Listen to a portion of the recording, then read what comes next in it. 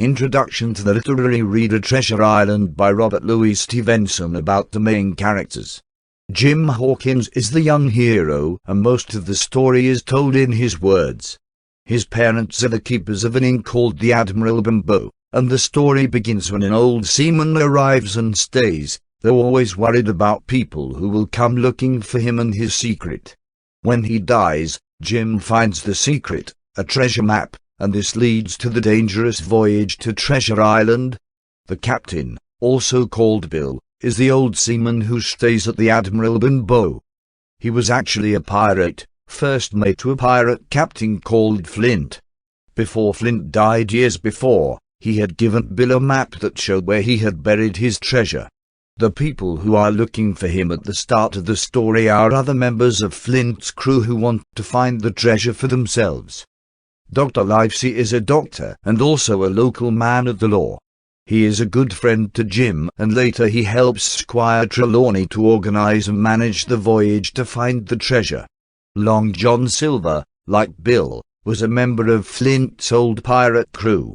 He is one-legged and has a parrot that goes everywhere with him. Squire Trelawney makes him the ship's cook and also makes the mistake of telling him the purpose of the voyage. Silver then secretly brings together other members of Flint's old crew to join the voyage and then steal the treasure. Robert Louis Stevenson 1850-94 was a novelist, poet and travel writer, and he wrote many books that are still widely read today. Several have also been turned into successful films and television series. His best-known work includes Kidnapped, Strange Case of Dr. Jekyll and Mr. Hyde, A Child's Garden of Verses and, most famously, Treasure Island. He was born in Edinburgh, Scotland's capital, into a family of engineers who designed and built many of the lighthouses around Scotland's dangerous coasts. Despite having very weak health, he enjoyed long summer trips with his father, who had to check these lighthouses. One was being built on an island that later became the model for Treasure Island. Stevenson's bad health continued into adult life, and he often travelled south from Scotland to find warmer, drier climates. During one trip, he met his wife, Fanny Osborne, an American staying in France. They got married in 1880, and he wrote most of his great books during the next 7 happy years. In 1888, he and his family started sailing to the islands of the Pacific.